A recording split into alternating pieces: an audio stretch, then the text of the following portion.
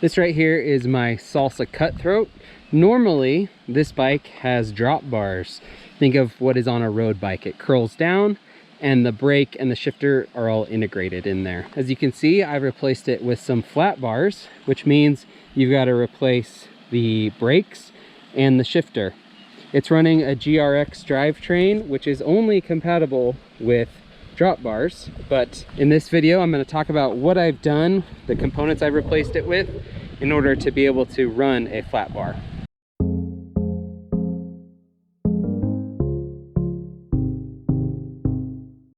So when I originally bought this bike, my plan was to keep it as a drop bar. That's not something I would normally do, but it fits well with the design of this bike. And in the winter, it's a little bit easier to get out for longer rides and get some base miles in on the road. So drop bars do make sense. But then I got to test the Jones loop bars, which are a flat bar. So that required me to change out a few of the components. It's not just a swap, an easy swap. You can't take those drop bar shifters. You can't just throw those on a flat bar because they're not really gonna fit. They're gonna be at a weird angle. There's all kinds of issues. An option if you did want to go to a flat bar from a drop bar would be to swap all your components out. Get all new brakes, get a new drivetrain, everything like that. I didn't want to do that. I actually like this GRX drivetrain. I like the 2x, especially for this bike, because you know this is for climbing, but it's also for flatter terrain where I need to really, you know, I'm gonna spin out if I had a 1x or a typical mountain bike drivetrain.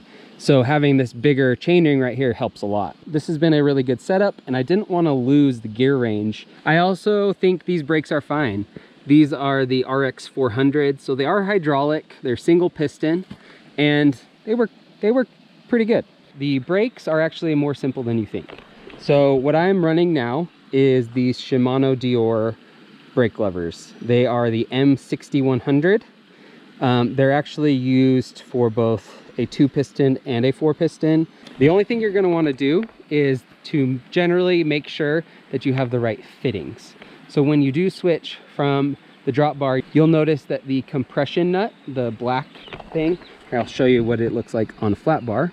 On a flat bar, it looks just like this, but on the Shimano levers, it's slightly different. It has like a flare or like a flange on it, and I think it's a different size even. So that doesn't really work, obviously. You can't just throw that onto here.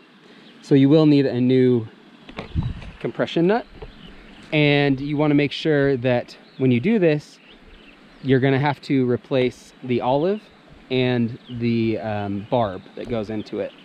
And that's where there is probably the trickiest thing in this whole thing, is making sure you have the right hose size. When I'm talking about the hose, this is what I'm talking about right here. This right here is called the BH90.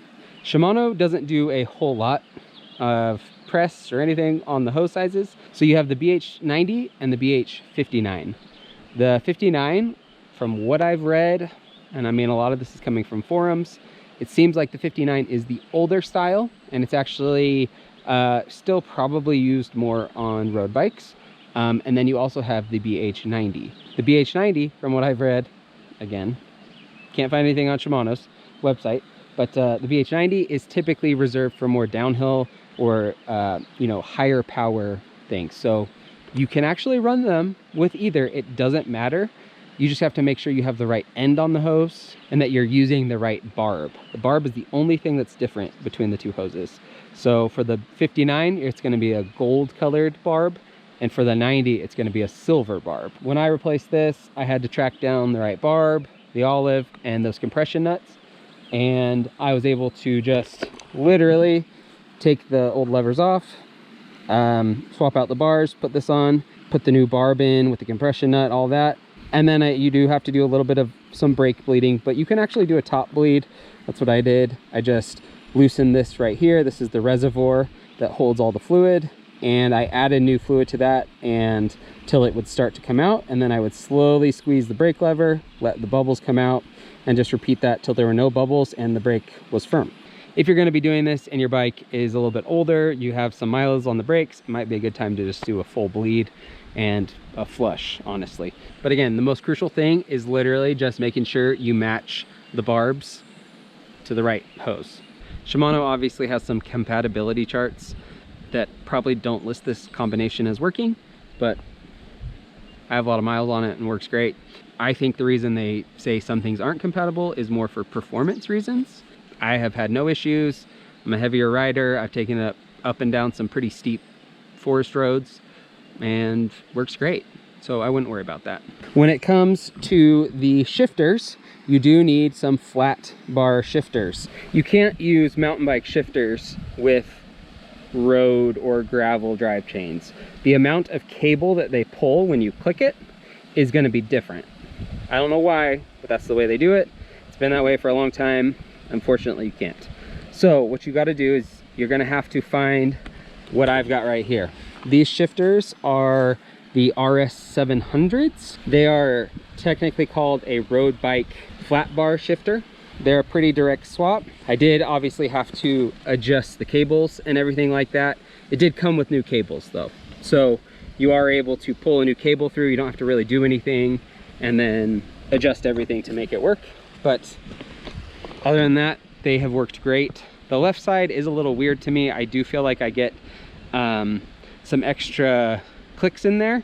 They're like half clicks for adjustment, I guess. And so maybe I just need to adjust that front derailleur a little bit. Other than that, they've worked great. Worked really well. Have had no problems with things skipping or, you know, problem shifting. So that's all I've got for this video. I just wanted to throw something up really quick. There's not a whole lot on converting your GRX drivetrain to a flat bar, and who knows how it's going to work now. There's a whole new generation out. This is the RX 810 on the rear derailleur and 600 on the front, RX 600 or something like that. So I don't know how this works for the 12-speed, this latest generation that just barely came out. If you have an older drivetrain, GRX, so the first generation, I think it started in 2017, 2018. From then on, up to 2023, early 2023, the 11-speed stuff, you are good to go if you do this. If you have any questions, put them down in the comments. I'll try to answer them the best I can. And I'll see if I can find some links to these products so I can put those in the description as well. But that's all I have for you. I'm gonna head up this road now, go for a ride. Thanks for watching. Be sure to subscribe if you enjoyed this, and I've got some new merch down there below this video. It's some stickers. If you want to support me and look really cool while you do it, be sure to check those out. Thanks for watching. I'll see you next time.